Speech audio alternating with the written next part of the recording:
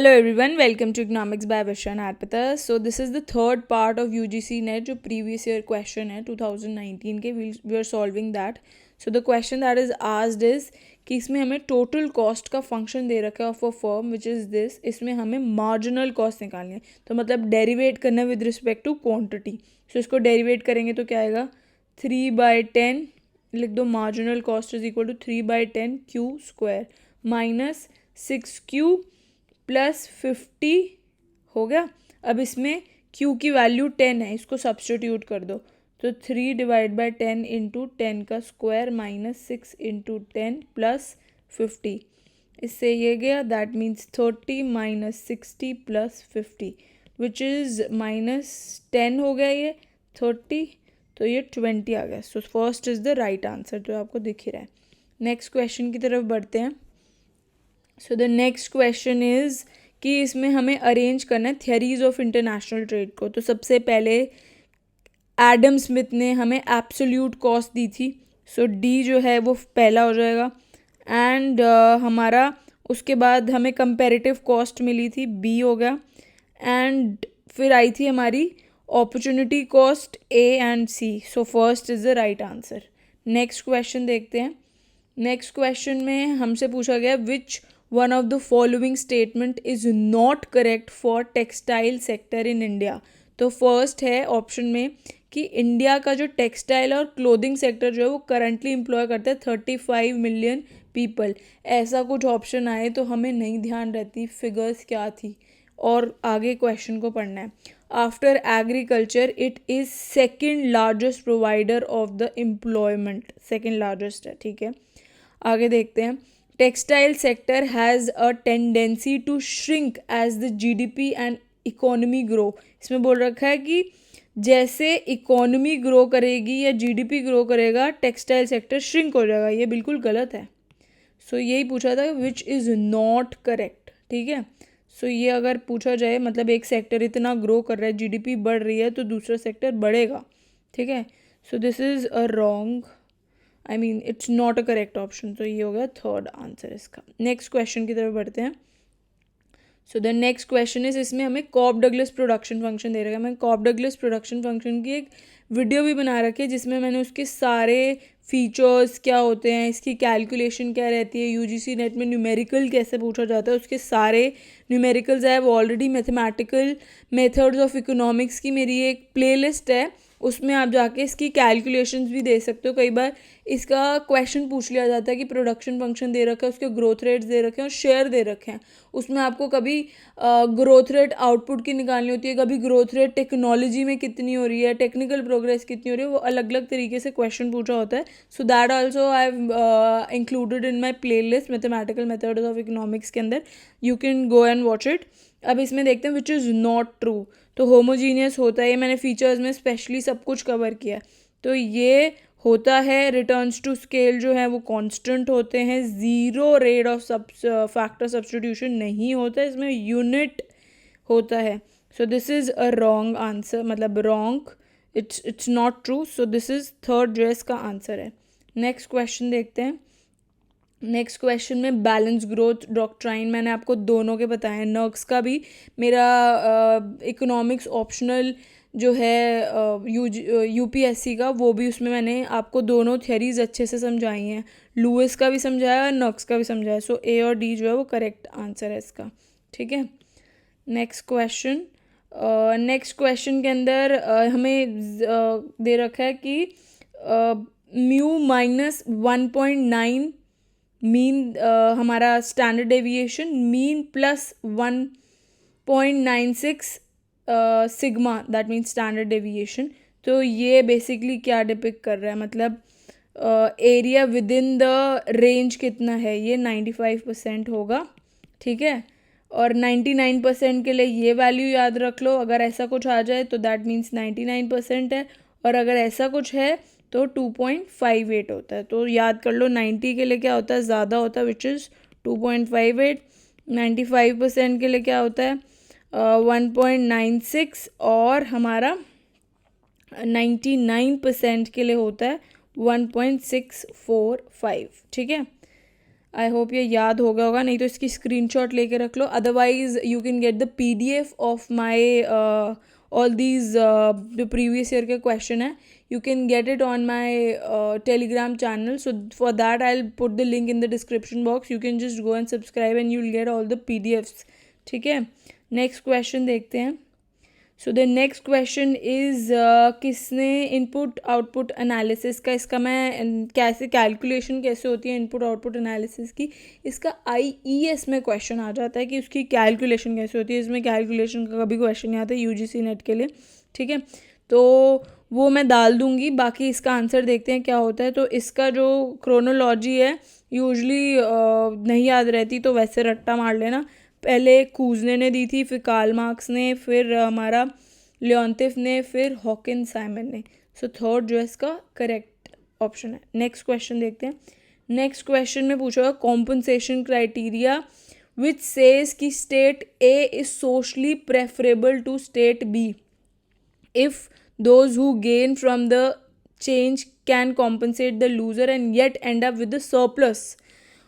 Welfare gain is attributed to, ये हमारा कार्लोर ने दिया. मैंने आपको परेटो का भी बताया था. परेटो क्या बोलता है, परेटो बोलता है कि हम किसी को बेटर ऑफ कर, अगर एक बंदे को बेटर ऑफ कर रहे हैं तो दूसरे को वर्स ऑफ नहीं कर रहे.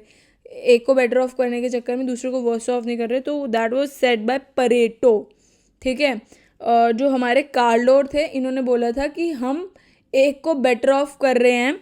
इन्होंने बोला था कि हम उसको, जो गेनर है वो लूज़र को कुछ कॉम्पनसेट कर दे. इसने कॉम्पनसेशन क्राइटेरिया दिया था कि वो उसको कुछ कॉम्पनसेट कर दे फिर भी वो नेट गेनर रहे. तो ये कार्लोर ने दिया था. वैसे मेरी वेलफेयर इकोनॉमिक्स की भी पूरी सीरीज़ है, उसमें आपको पूरा कॉन्सेप्ट फ्रॉम स्क्रैच मिल जाएगा. अगर आपको वैसे कॉन्सेप्ट क्लैरिटी करनी है तो परेटो से स्टार्ट है, उसमें कार्लोर है, साइटोस्की, सब कुछ है. उसमें मैंने इनएफिशिएंट पॉइंट से स्टार्ट किया है कि अगर ये इनएफिशिएंट पॉइंट है तो यहाँ पे मतलब वी आर मेकिंग, अगर ये पर्सन ए है और ये पर्सन बी है, we are making B better off without making A worse off. So that is Pareto inefficient point. अंदर वाला कोई इनएफिशिएंट पॉइंट है, on the curve it is efficient point. So वो भी मैंने क्लैरिफाई किया है. फिर उसका कॉम्पनसेशन क्राइटेरिया कार्लोर का वो क्या है वो भी बताया. साइटोस्की का भी बताया कि वो इंटरसेक्टिंग नहीं होनी चाहिए. सारी चीज़ें हैज़ ऑलरेडी बीन कवर्ड. तो इसका आंसर जो हमारा 2 है. सो अगर आपको वो क्लैरिफाई करना है, उसकी प्लेलिस्ट बनी है वेलफेयर इकोनॉमिक्स के नाम से, you can go watch it. Next question is just a second. ये हो गया था हमारा, ये भी हो गया था, बैलेंस ग्रोथ भी हो गया. This has already been covered. Next question is this. तो इसमें पूछा गया है consider the following statement about the social cost analysis for viability of a project. तो viability अगर प्रोजेक्ट की देखनी है तो उसमें IRR should be greater than social discount rate, ये गलत है. And this is also correct कि हमारा which of the following true है, दैट इज A और C जो है वो ट्रू है. इसमें हमारा shadow price are use for calculation of benefit और कॉस्ट. तो ये दोनों तो करेक्ट हैं, बट दिस इज़ रॉन्ग कि जो हमारा नेट प्रेजेंट वैल्यू वो 0, ये गलत है. ठीक है, नेक्स्ट क्वेश्चन की तरफ बढ़ते हैं. सो ये क्वेश्चन काफ़ी बार आ जाता है फाइनेंस कमीशन का कि उसका कॉन्स्टिट्यूशन का आर्टिकल क्या है. ये तो दिमाग में घोट के पी लो. ये 280 आर्टिकल है हमारा, 280 ऑफ कॉन्स्टिट्यूशन ऑफ इंडिया. 280 ऐसे करके याद कर लो. ये पक्का आता है क्वेश्चन, काफ़ी बार रिपीट हुआ, काफ़ी बार. ये वाले एग्जाम में आया था, इससे प्रीवियस वाले एग्जाम में भी आया था कि फाइनेंस कमीशन जो है वो कौन से आर्टिकल के अंदर आता है. तो then it is, you have to remember 280. ठीक है, next question, arrange the following books. Arrange the following books, इसका आंसर जो है दैट इज़ हमारा सबसे पहले जो दिया था that was given bye Das Kapital ने दिया था. फिर वैल्यू एंड कैपिटल ने दिया था, ये सेकंड है. थर्ड जो था वो कैपिटल एंड ग्रोथ बुक आई थी. फिर हमारी लास्ट में जो थी that was accumulation of capital. So इसका आंसर जो है दैट इज ABCD. ठीक है, so this is this ABCD. पहले दास, फिर वैल्यू एंड कैपिटल, फिर कैपिटल एंड ग्रोथ, फिर एक्यूमुलेशन ऑफ कैपिटल. ठीक है, नेक्स्ट क्वेश्चन देखते हैं. नेक्स्ट क्वेश्चन इज हमारा ब्रूटलैंड। सबसे पहले कैनन वाला, कैनन मैंने पिछली बार भी डिस्कस किया था, ये किसने दिया था, ऑप्टिमम पॉपुलेशन है, उससे मैच करता है। हमारा ट्रांजैक्शन भी हमने पढ़ रखा है, रोनाल्ड कोर्स ने ट्रांजैक्शन कॉस्ट के बारे में बताया, ठीक है। और हमारा जस्ट अ सेकेंड, या इसका फर्स्ट का 1, ठीक है, 1 एंड डी का is 2, so this is the correct option. तो अगर 2 भी आते हैं you are able to mark it. तो बी का जो है नट्स्टियन जो है that was given by demographic transition के बारे में, this was given by Frank Notestein ने दिया था। और ब्रूटलैंड के बारे में सस्टेनेबल डेवलपमेंट में ब्रूटलैंड ने सस्टेनेबल डेवलपमेंट के बारे में बताया, ठीक है। So you can just memorise this. Next question is inclusive growth is must for India, ठीक है। इंक्लूसिव ग्रोथ मतलब सारे सेक्टर्स को इकट्ठे लेके चलना, वो इंक्लूसिव ग्रोथ होती है। सेकंड, अब जैसे असर्शन है, असर्शन के बाद जब रीजन पे जाओगे तो बिकॉज लगाओ, ठीक है। Because India is a open economy with a significant external sector. दोनों स्टेटमेंट ऑल्दो करेक्ट हैं बट ये इसकी करेक्ट एक्सप्लेनेशन नहीं है। ये हम इंक्लूसिव ग्रोथ के बारे में बात करें कि इंडिया में सारे सेक्टर्स इकट्ठे ग्रो करने चाहिए, इंक्लूसिव ग्रोथ होनी चाहिए, सारे पुअर भी ग्रो कर रहे हैं, तो ऐसे नहीं कि रिच रिचर हो रहा है और पुअर हो रहा है। इंक्लूसिव ग्रोथ का मतलब सारे इकट्ठे ग्रो करें। अगर सेक्टर की तरफ से बात करें तो वैसे इंक्लूसिव ग्रोथ पुअर और नॉन पुअर की बात करता है कि अगर नॉन पुअर रिच जो है वो पैसा कमा रहा है, रिच बन रहा है, तो ऐसा नहीं कि उनके बीच में एक वास्ट डिफरेंस आ जाने कि रिच रिचर हो रहा है और पुअर होता जा रहा है। तो इंक्लूसिव ग्रोथ मतलब अगर ये ग्रो कर रहे हैं तो ये also should grow simultaneously, so inclusive growth. But इसकी रीज़न उन्होंने एक्सटर्नल सेक्टर की दे दी कि India is an open economy with a significant external sector, ये हमें पता है but this is not a correct reason. So इसका आंसर जो है वो 2 है कि दोनों statements are correct but it is not A but R जो है वो करेक्ट स्टेटमेंट, मतलब it's not a correct reason, ठीक है। नेक्स्ट क्वेश्चन देखते हैं। नेक्स्ट क्वेश्चन इज, इसमें हमें सेविंग दे रखी है और इन्वेस्टमेंट दे रखी है, इसमें इक्विलिब्रियम लेवल ऑफ कंजम्पशन बतानी है। तो हमें जैसे कि पता है इक्विलिब्रियम में क्या होता है, एस और आई बराबर होते हैं। एस क्या -20 + 0.2 वाई इक्वल्स टू 100 है, ठीक है। तो 0.2 Y is equal to 100 + 20, 0.2 Y क्या हो जाएगा 120, वाई क्या होगा 120 डिवाइड बाई 0.2। सो ये इसको हम अलग कर लेते हैं विच इज़ 5। सो ये कितना हो जाएगा हमारा, इट विल बी 12 × 5 कितना हो जाएगा 1060, ठीक है।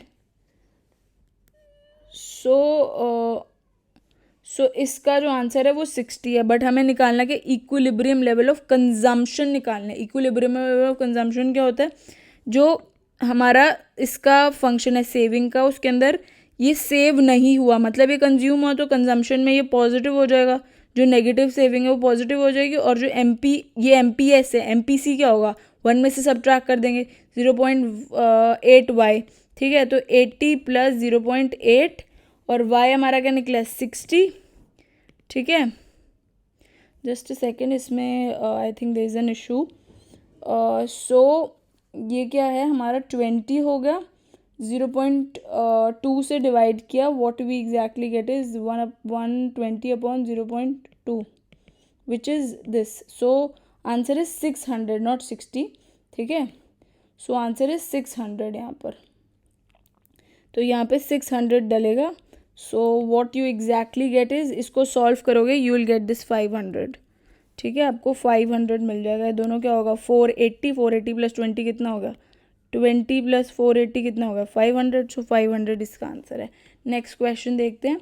Next question is which is not a feature of contingent valuation method. Contingent valuation method जो है ये कब इज़ नॉट अ फीचर, तो ये तो होता है कि it is an economic non market based valuation. हाँ, ये नॉन मार्केट बेस्ड वैल्यूएशन होता है। मतलब इसमें बेसिकली जैसे आप जैसे क्लीनिंग कर रहे हो, तो एक नदी की क्लीनिंग कर रहे हो, उसमें आप कोई हाइपोथेटिकल, इसका मतलब बेसिकली होता है कंटिंजेंट वैल्यूएशन मेथड के अंदर एक हाइपोथेटिकल क्वेश्चन लोगों से पूछा जाता है जो उस रिवर के आसपास रह रहे, गंदी रिवर के आसपास, कि आपकी विलिंगनेस टू पे क्या है, आप कितने पैसे इस चीज़ की क्लीनलीनेस के लिए अदा करोगे. सो दैट इज़ हमारा कंटिंजेंट वैल्यूएशन मेथड, कि एक नॉन मार्केट बेस्ड है, वो मार्केट तो नहीं है, मार्केट प्लेस तो नहीं है कि आप कितने पैसे लोगे कितने पैसे दोगे, तो that is non market valuation. ये बात सही है. Second, it is based on maximum willingness to pay by consumer, कि जो कंज्यूम करेगा उसके आसपास रहने वाला, अच्छी एयर लेने वाला, उसका पानी यूज़ करने वाला, कितनी उसकी विलिंगनेस टू पे है. But it is not a case of air pollution. ज़्यादातर वाटर वेज के लिए ज़्यादा यूज़ होता है, एयर पोल्यूशन के लिए नहीं यूज़ होता. So this is a wrong thing, मतलब wrong option. And fourth, it is based under the condition of market failure. ये सही है. सो ये जो है it is not a feature, ये फीचर नहीं है. So third is the answer. Next question की तरफ बढ़ते हैं. इसमें पूछा गया कि 2 सीरीज़ दे रखी हैं, इसमें आर गिवन अंडर, ये दोनों दे रखी है, इसमें पूछ रखा है कि ये कन्वर्जेंट है या नहीं है. दोनों ही कन्वर्जेंट है. So second is the correct answer. ठीक है, नेक्स्ट क्वेश्चन देखते हैं. सो इसको क्रोनोलॉजिकली वो करना है. सो फर्स्ट कौन सी आई थी हमारी, जो फर्स्ट आई थी, फर्स्ट जो क्रोनोलॉजिकल ऑर्डर के हिसाब से, उसके हिसाब से फर्स्ट जो आई थी दैट वाज हमारी, जस्ट अ सेकेंड, फर्स्ट हमारी फर्स्ट हमारी कौन सी आई थी इसमें क्रोनोलॉजिकल ऑर्डर के हिसाब से हमारी. सो दिस सम क्वेश्चन थोड़ा मिसिंग है. So this I will cover in the next video of mine. ठीक है, नेक्स्ट क्वेश्चन देखते हैं.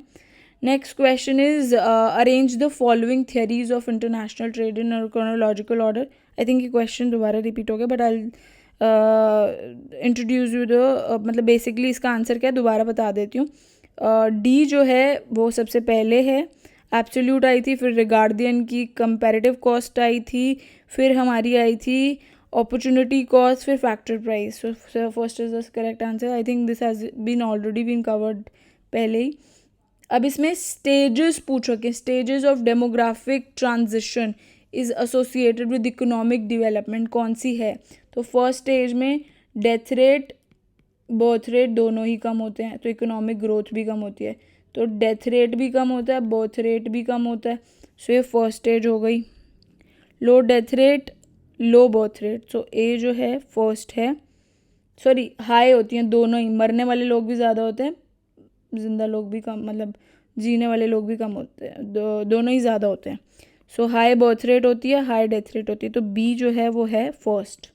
ठीक है, फिर उसके बाद बर्थ रेट तो ज़्यादा रहती है, बट डेथ रेट जो है वो कम हो जाती है, क्योंकि लोगों को थोड़ी लिटरेसी रेट बढ़ जाती है, फैमिली प्लानिंग के बारे में काफ़ी कुछ पता चल जाता है. ठीक है, तो इसलिए उस टाइम पर ये होता है कि बर्थ रेट जो है वो ज़्यादा रहता है, बट डेथ रेट जो है वो कम हो जाता है. सो दिस इज़ सेकंड, और लास्ट में दोनों ही कम हो जाते हैं. ठीक है, so this is third. So first जो है दैट्स द करेक्ट आंसर. सो इसमें लास्ट वाले में क्या होता है, बर्थ रेट डेथ रेट दोनों ही कम हो जाते हैं. ठीक है, नेक्स्ट क्वेश्चन देखते हैं. नेक्स्ट क्वेश्चन में I have already written the years so that you get familiarized. तो अगर हमारा फर्स्ट जो है कमर्शलाइजेशन जो बैंक्स की हुई थी, सॉरी नेशनलाइजेशन जो कमर्शियल बैंक्स की हुई थी, that was in 1965. So first A तो फर्स्ट है. उसके बाद क्या हुआ था, उसके बाद डी हमारा axiom bank of India establish हुआ था. सो this is second, axiom bank of India वो हमारा उसके बाद हुआ था. सो ये 1982 में हुआ था. ये क्वेश्चन काफ़ी रेपिटेटिव है, इसको तो ईयर वाइज याद ही कर लो कि होता क्या है. 1969 में क्या हुआ था, nationalisation of commercial banks. D में, डी क्या है, एक्सियम बैंक उसके बाद बना था 82 के अंदर. 1991 के अंदर नसमन कमेटी बनी थी, जब हमारे क्या हुए थे, एलपीजी रिफॉर्म्स आए थे, लिबरलाइजेशन, प्राइवेटाइजेशन एंड ग्लोबलाइजेशन. उसमें मैं पहले इंडियन इकोनॉमी में भी काफ़ी कुछ इसके बारे में बता चुकी हूँ. So if you just go now concept clarity के लिए, मेरी इंडियन इकोनॉमी की काफ़ी कुछ has been covered from after post independence से, most of the things are covered. ठीक है, so you can go and watch it. And last one is FEMA which is 1999 में. सो सेकेंड जो है that's the correct option. पहले क्या हुई थी, नेशनलाइजेशन ऑफ कमर्शियल बैंक्स हुई थी, फिर एक्सियम फॉर्म हुआ, फिर नरसिम्हन कमेटी एंड फिर फेमा. ठीक है. नेक्स्ट क्वेश्चन में क्रोनोलॉजी बतानी है इकोनोमेट्रिक्स की, तो ये है इसका आंसर। सो पहले हैविल्मो आया था, फिर केल्विन, फिर थील, फिर नगर। ठीक है, हैविल्मो, क्लीन और थील और फिर लास्ट में नगर। इसको इकोनोमेट्रिक्स का क्रोनोलॉजिकल ऑर्डर पूछा है, सो इसका ये आंसर है। ठीक है, लास्ट में नागर है हमारा। एंड ये क्वेश्चन है कि अगर इंटरेस्ट रेट फॉल कर जाए तो इसमें बॉन्ड का प्राइस पता है, बॉन्ड का प्राइस क्या होता है, बढ़ जाता है, यील्ड जो है वो घट जाती है। ये किस में ऑप्शन है देख लो। बॉन्ड इंटरेस्ट रेट घटेगा, बॉन्ड का प्राइस राइज होगा, बॉन्ड की जो यील्ड है वो फॉल हो जाएगी। सो ये जो है थर्ड जो है that's the correct answer. Next question 66।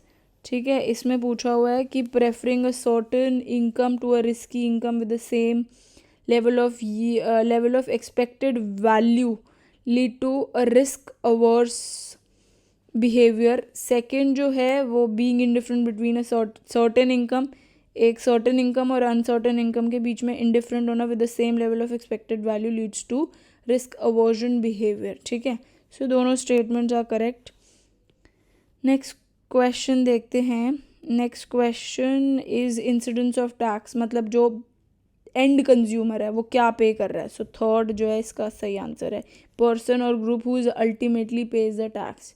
Last में जो कंज्यूमर बियर करेगा tax, that is basically incidence of tax, burden किसके ऊपर पड़ेगा लास्ट में। So this is the last question. So इसका PDF लेने के लिए you just have to go and subscribe to my Telegram वाला channel, you will get the PDF of the same. Also अगर आपको मेरा काम पसंद आता है तो प्लीज़ इन वीडियोज़ को लाइक करें, शेयर करें और सब्सक्राइब करें। Thanks for watching, bye bye.